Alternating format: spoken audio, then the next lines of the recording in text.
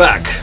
We have been very concerned for a long time on this program about a deal that has been emerging very slowly and very sordidly, I think it's fair to say, between the United States and others with Iran, a nation that has made no secret of its desire to bring, as they call it, death to America. And yet, the Biden administration, like its predecessor, the Obama administration, has been determined to try to get some sort of understanding that they profess will keep the Iranians from getting nuclear weapons, to which they'd long aspired, and unfortunately, all of the evidence suggests it will not stop those ambitions from being realized. If anything, we may wind up paying for the Iranian nuclear bomb to be created and possibly even used against not just Israel, but us. A guest who knows a lot about this subject and has taken, I think, appropriately, a very dim view of this negotiation is Dr. Peter Vincent Pry, one of our country's leading experts on a whole host of issues, but particularly on nuclear weapons, their threat, the danger in particular that they might be used to unleash a devastating electromagnetic pulse attack against this country, something that is part of Iran's doctrine and that of, unfortunately, all of our other principal adversaries. Peter Pry, it's good to have you with us. Thanks for your service to our country at the Central Intelligence Agency on Capitol Hill, not least in the commission that was set up by the Congress to examine this threat of electromagnetic pulse. We're always delighted to have you with us. Welcome, sir. Thank you so much for having me. So you've described, as I understand it, this deal as one of the worst in history. It's not finished yet. Unfortunately, there seem to be still further concessions the administration is prepared to make to get it. Why do you think it's so dismal a problem, and what will its implications be if it is finalized? Well, I think it's the worst deal ever because it's trying to prevent a problem that has already happened.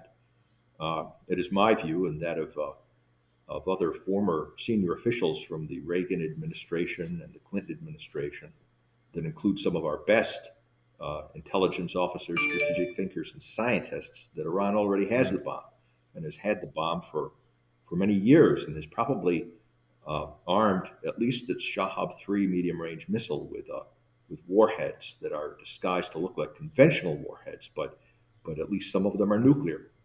And we say that because we know from the International Atomic Energy Agency reports that Iran, by or before 2003, had done things like implosion tests, was manufacturing bridge wire detonators and neutron initiators. And in recent months, Iran has demonstrated the ability to quickly enrich uranium to weapons grade levels. Uh, when the United States was able to do these things during the Manhattan Project in World War II, we were only 6 months away from the bomb. And Iran was in this position back in 2003. Wow. So, from a scientific and technological point of view, it seems implausible to us that Iran doesn't already have the bomb.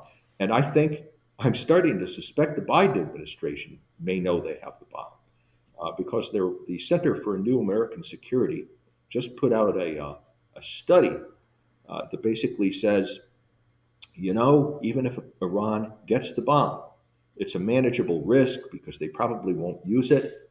And so the United States will be safe to draw down our involvement in the Middle East if Iran gets the bomb so we can focus on the China threat. This is an I may be organization, of course, a non-governmental organization, but one that is broadly sympathetic to and I guess influential with the Biden team. So you're saying this is a sort of trial balloon being floated to see if exactly. it'll fly. Peter, let me turn to an interesting event that I think both of us are going to participate in a little later in the week in Austin, Texas, in which the vulnerability of our electric grid, something that you have done in blackout wars and numerous other books, so much to expose and raise an alarm about, will be the centerpiece of a symposium sponsored by Senator Bob Hall, state senator of Texas, and one of the leaders in the country on this whole issue of addressing Texas and the nation's grid vulnerability. Talk a little bit about this event, what's going to be showcased there, and do you think it might help really move forward the whole effort to get our grid made resilient, which we need to be, needless to say? Yes, it's the event will showcase the launching of a documentary, long in preparation by David Tice. Uh, State Senator Bob Hall, as you mentioned, is himself an expert Mm-hmm. on EMP, and has been a real hero, uh, struggling to try to protect the Texas electric grid. Had he been listened to, hundreds of Texans would now be alive who died during that Texas Right. ice storm. Because if you make an electric grid resilient against the worst threat, which is a nuclear EMP attack, as Senator Bob Hall has tried to do, it would also be resilient against lesser threats like cyber attack or ice storms, unusual severe weather. And the point of this documentary is to try to mobilize, to jumpstart the nation, to focus on this existential threat that's posed to our electric grid. The EMP Commission concluded that if we had a nationwide blackout that lasted a year, we could lose up to 90% of the population to starvation, disease, and societal Wow. collapse. And this is a vulnerability that even primitive countries, are countries with primitive nuclear arsenals like Iran or North Korea or international terrorists sponsored by Iran could Mm-hmm. exploit. This film, I think, is called Grid Down, Power Up.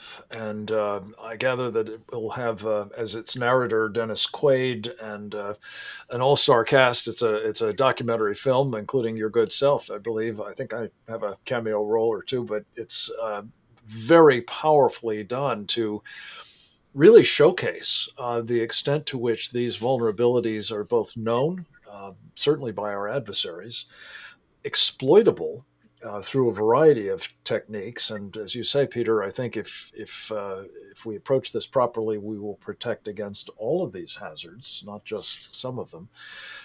And that Texas is an obvious place to start, given that it has most of its population covered by its own independent grid.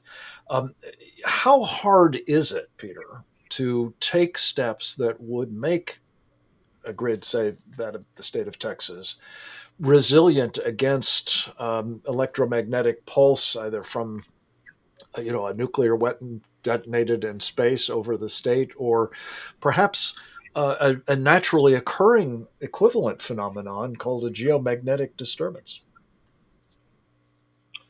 Well, if you protect against the worst case threat, which is a nuclear EMP attack, and you can survive that, then you'll be able to survive anything, including the natural EMP from the sun, or non-nuclear EMP weapons, or worst case cyber attacks, and physical sabotage. That try to destroy, that make kinetic attacks against transformers and SCADAs. And technically, it's not hard to do, and it doesn't cost that much. The EMP Commission estimated that protecting the whole country would cost $2 to $4 billion with a B. I mean, so protecting Texas would probably be in the range of a couple of $100 million. The What has to be done is put surge arresters and blocking devices on extra high voltage transformers, so that they would survive the EMP. Put the control systems, SCADA system, acquisition data and control systems into Faraday cages. They have to be protected from the weather anyway. So if you put them in metal sheds that are designed like Faraday cages, that would protect them. There is a Centerpoint Energy is one of the utilities, that is a patriotic utility that stepped up and out of its own pocket has started to try to protect its own assets, from an EMP attack. It's a slow process for them because they have to take it out of their profits, but they have done at least experiments and have actually uh, put together plans that would describe how all the utilities in the country could protect themselves if the resources were available. Interesting, And this Peter. is I, something I that understand that CenterPoint has actually hardened one of their control facilities, and that they also have teamed up with Siemens to offer protection for transformer substations that can cost as little as about $500,000 a piece. And again, that's not chump change exactly, especially if it's coming out of profit, but still, it's an eminently manageable amount of money if the stakes are as high as you say they are, and I certainly believe them to be.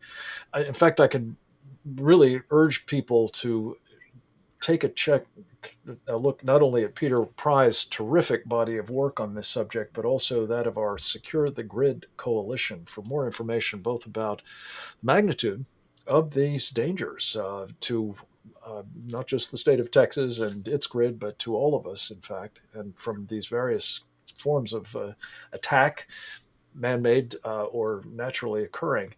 And Peter Pry, I just want to thank you from the bottom of my heart. If people want to learn more, go to securethegrid.com for a great deal of input from Peter Pry and from others who are really working this problem. It can be fixed, and we need to do so. We'll be getting you more information soon about grid down, power up as well. Peter Pry, God bless you. Come back to us again very soon, if you would.